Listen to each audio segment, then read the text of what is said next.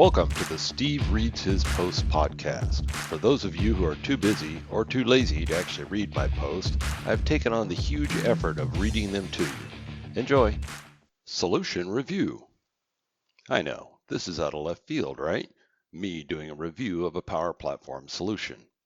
But I know the team behind it, and I thought, maybe this could be an angle for some new blog content. So what the hell? By the way, I'm not being compensated for this, nor did they offer. Cheap bastards. What's wrong with sales today? Sales has always been a black box. Great sellers have their secrets, but would rather not share them. Bad sellers just show up and check boxes until somebody finally notices that they did not sell anything and fires them. Most sellers fall somewhere in between. Obviously, we would like to elevate their skills to the level of the great sellers, maybe send them to training, etc. But most of the great sellers I know never went through any training. They were simply born with a gift. Everybody seems to think they are lucky, but they make their own luck. It's part of their gift. In your sales team, hopefully you have some great sellers. Hopefully you keep your roster lean on bad sellers, which means the bulk of your team are average. Over time, some of those average sellers will blossom, but most will not. And those are the largest part of your sales force. You will never turn them into great sellers, so you need to figure out how to get the most you can out of them the way they are. Average sellers. Average sellers know they are average. They can see the great sellers and wish they had their gifts and job security. They know they are better than the bad sellers, who may be able to hide in plain sight from management for a while, but all the other sellers know exactly who the bad ones are. Eventually, all bad sellers get the boot. Once that happens, the lowest ranking average seller is now at the bottom and possibly slipping. Average sellers are under the most pressure, and pressure usually leads to bad sales motions.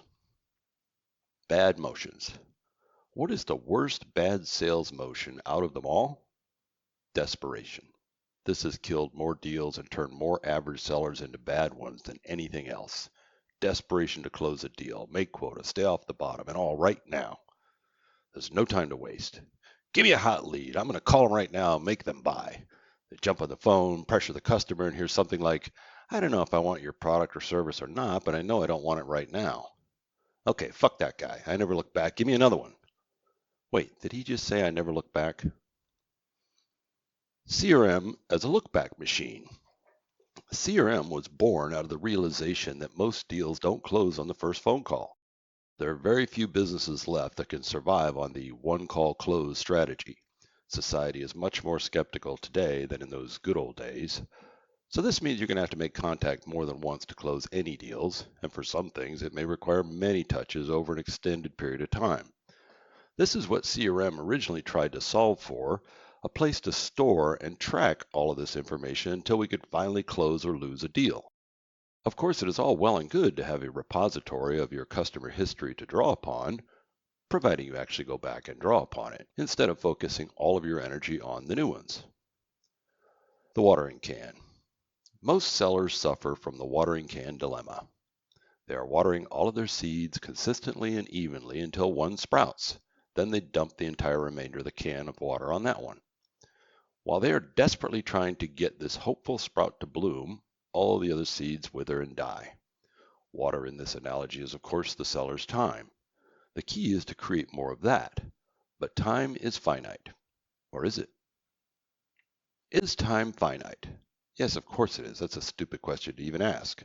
So instead, let's talk about cloning yourself, because that is possible, right? Well, sorta. In our business, we call the closest thing to cloning automation. How does automation clone a seller? By automatically performing routine sales tasks in the background on behalf of the seller. How many more hours can this add to the seller's day? I guess it depends on how much of their work can be automated. Automation. Automation is not a new term in our industry. Microsoft has made huge strides in the automation space, as have others. To be sure, the toolbox is there, but the machines are not. They need to be assembled. Microsoft has given us a lot of capabilities to automate routine tasks, and for sure, if you spent enough effort, you could automate some of your seller's time. It would certainly be handy if there was a solution out there that was designed to do exactly that. The solution. Okay, I know this was going to be a review of a solution, and one that I think can tackle many of the items I discussed here, but to be honest, I don't have time to get to it in this post.